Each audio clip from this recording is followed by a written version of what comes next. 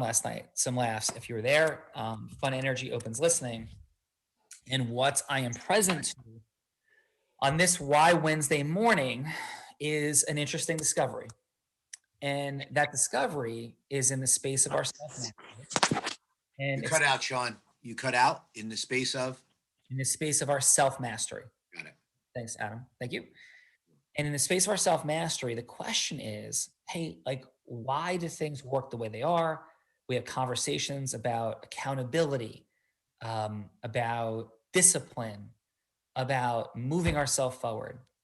And what I was present to was a lot of is one section of what we haven't been emphasizing, I think, enough of here together. We're always looking to optimize, is having fun and turning everything into a game, right? Turning everything into a game.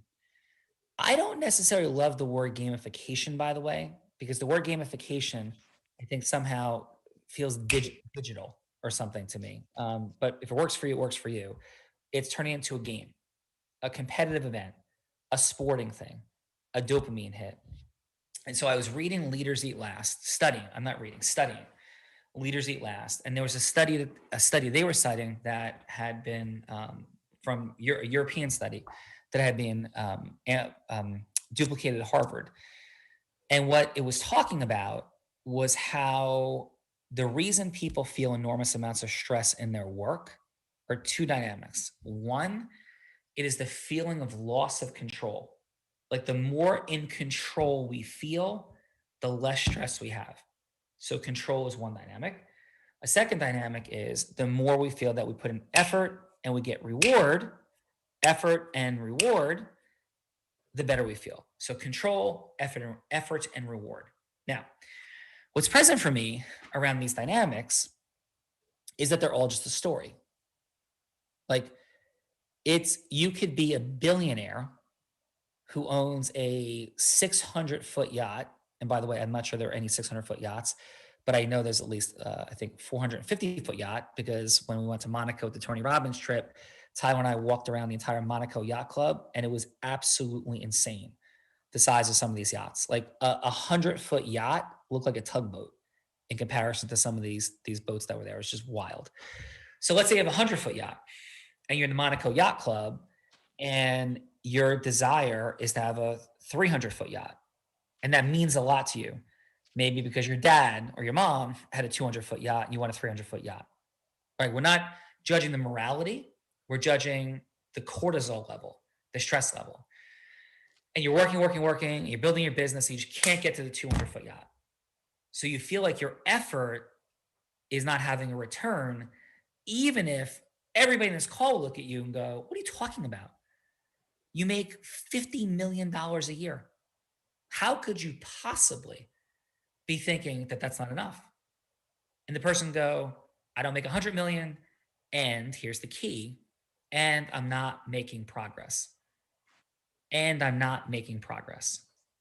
So there's effort, lack of outcome, and the other side, there's a sense of lack of control.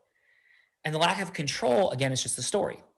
So what I became present to, and I'm going to like boil this down into like a nutshell, for people in the space of personal development, for people in the space of being coached athletically, speaking wise, if you feel, watch this, if you associate, right, being controlled, therefore being out of control, with people telling you what to do, you're going to have an immense amount of stress and you're not going to like it.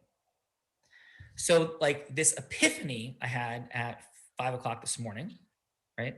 Or a little before that, was, oh my God, the people who think they gain control, like me, I think I gain control when somebody tells me what to do, who's done it, and I follow what they're saying, just like reading directions. If somebody has directions, like, okay, what do I do first? So people, and Adam will even experience, people want to start telling me a story. I'm like, don't tell me the story. Just tell me like bottom line, outcome, what to do. What do you think? And so if we associate, hey, what you should be doing to lose weight is you should be running, you should be running 3 miles a day, eating this, doing that. The people that succeed and stick with it in their self mastery are the people who think their control rose. The people who don't are the people who feel like they're out of control because they don't have a choice. So when I get stressed about my schedule, and I thought about this morning, right? Because it's at a level it's never been before into how scheduled it is. And therefore, I'm feeling stress because I'm feeling out of control. I'm feeling I don't have choice. And my cortisol level rises. Because I was stressed out of my mind last night. And Nicole knows this. We had a conversation about it. So putting these things together, I'm like, holy S. Like, all I need to do is reframe my story. I'm not out of control. I'm totally in control. Remember, it's all just a story. And I'm in control because I get to talk to amazing people who I love, who want to build this with. We get to co-create. We get to cause acceleration. Like, I'm not out of control. I'm in control to create everything that I want, which is results for people, happiness, joy, magic on every phone call. And I don't not love the phone calls. What I was present to not loving was how scheduled I was because I associated it falsely, right? Because of a made up story to being out of control. That's on the left hand side. So your story about control is affecting your cortisol level, scientifically proven. See studies cited in Simon Sinek's Repeat Fast. Second, right, what is impacting our cortisol levels are when we do or do not feel like our effort is returning gain, reward, effort, reward, effort, reward. That's a story too. So the reason that I am so meticulously consistent with performing real raws and making sure the team and we are filling the real raws, we're innovating, is because I see progress. And I associate the real raw's power with not only progress, but also control. I know I'm in control of everything I need to be in control of in my life. If I have five meetings with five initial people every single day, I know I'm in control. You may not. I know if we look at every lever and see what the percentages are at each lever, I know that this formula gives us control to continue to accelerate. You may or you may not. And if that's not your story, you're going to have a lot more stress. And when you have stress, you're not going to do a thing. Like, you're not going to do the thing. And so if you're not telling yourself the right story about what progress means to you, like input, output. I had a call last night with somebody in the program who's just not doing something that is so obvious that they should be doing to gain the acceleration they want. And I'm like, and I felt the level of stress inside them was massive. And when I put this all together from last night, I feel like this is like a gift from God last night to this morning. I'm like, oh my God, this person just feels like they're out of control and they feel like they're putting in effort and not getting reward. And therefore, they're not even doing the smallest bit of effort because they're just making up not their story, their frame is cortisol producing at a massive level. So we're gonna have fun with this. The reason we love games, most of us, is because they start and end, and there's a scoreboard. They start, they end, scoreboard. Let's say you don't like sports. The reason you might like getting together with friends or going to a play or watching a movie is because it begins, it ends. There's effort and a short outcome. You might not like the movie, but you know the investment's not going to be that huge and you get what you want, which is exactly why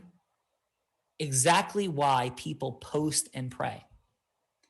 Rob Gill and I and Eddie Gardner had this conversation this morning at 5:45. And I'm like, the reason that there's such a pull towards, let's say, Infinity X, and why everybody is so excited about it is because it's not that hard to get a guest on. Dopamine, check. One guest once a week, check.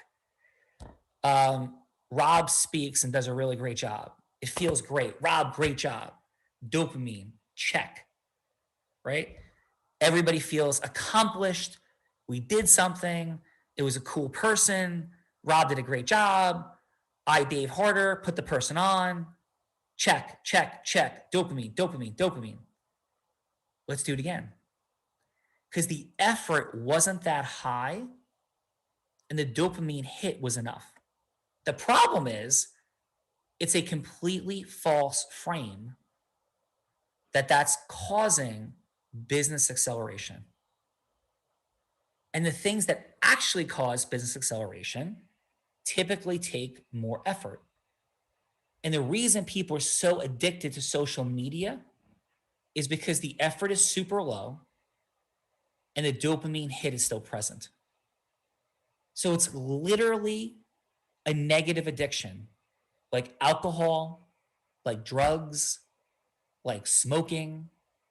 That's why they are so addictive, because it is easy to open a bottle and go, shoo, drink something and create a dopamine hit state change. The same thing for drawing a cigarette, the same thing for gambling, right? Same thing for drugs, the same thing for social media. If you don't believe that, go watch The Social Dilemma. But what I'm tying together is, and you may go, yeah, like you're talking about like, like being disciplined. No, I'm talking about the chemistry of your body and the minor micro distinctions of the story you tell yourself about the things you are doing. So I'm going to leave it here for today with a final from Adam on this. Adam, what do you got? The outcome takeaways for today are: one, what your story is about control. Thank you. About control. And second, what your story is about effort and reward. Meaning, how are you tracking progress?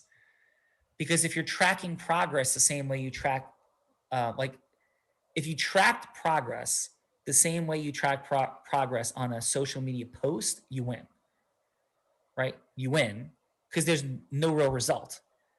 But if you're doing the things that are optimal for you to do in your business and you're finding the micro distinctions in progress that build every day and compound, then you're going to have a lot less cortisol, a lot more dopamine, and more importantly, you're going to get to the money, time, and magic skyrocketing. So I will pause in those containers. Tomorrow on Fun Friday, we're going to talk more about the gamification of these things, right? Or the game. What's that game look like? How do we actually track winning? And how do we have fun in accountability and leadership? So, AG, final. This morning's call, you've said it over and over again on note taking, and I took detailed notes from the morning training and this call, the huddle, and it has given me the control that I was desperately seeking, even in the, like you said, going right to the effort and the reward, because it is simply the small reward of feeling control over the conversation and where we're going and gaining progress, even from here to tomorrow, and being able to create containers, encapsulated everything you just said on a micro level, just from taking notes having a reward from taking notes and being able to measure, my ability to continue to progress. And we're going to do a module on two things. Let's capture this. Going into next Tuesday and Thursday, we're going to do one on the simplest dynamics of how you follow up with people in a relational dynamic, like the magic of how short a time it takes, one. And two, we're going to talk about learning and how to accelerate your learning by having mental containers and how you take notes and accelerate. Because we have not taught on that. That piece will be mind blowing. Because I got higher grades in law school than I did in high school. I had way higher grades in law school than I did in high school, simply because I learned how to learn and accelerate faster. Fernando, what do you got? Final. What I got for final is that ignorance is not bliss when the formula is present or not. I feel my mind and heart heavy on processing what you just shared, and just kind of letting it all sink in, and just kind of taking away when I say ignorance is not bliss when the formula is present or not, just downloading things from yesterday and how small moments in one's life in the world of influence could be like much more significantly larger experiences for others, and just how all those compound add and come together. So that's where I'm at. Right. We're going to Clubhouse 9 to 9:30. Bring your ecosystem partners there. I know you know it, but I got to say it. Not for us, for you. And if you're struggling to get two people there with you, not from Unblinded, but people to accelerate and grow your business and outcome, your influence mastery or your self mastery, your process mastery is off, but that's okay because you can make progress by changing it right now, today. Love you guys. Have a beautiful, awesome day. Fernando, what's I'm going to go out to? Let's go out to, whenever you ask, I default to Higher by Creed. All right. Higher by Creed. Thank you, Fernando. We'll see you guys on Clubhouse. Thanks.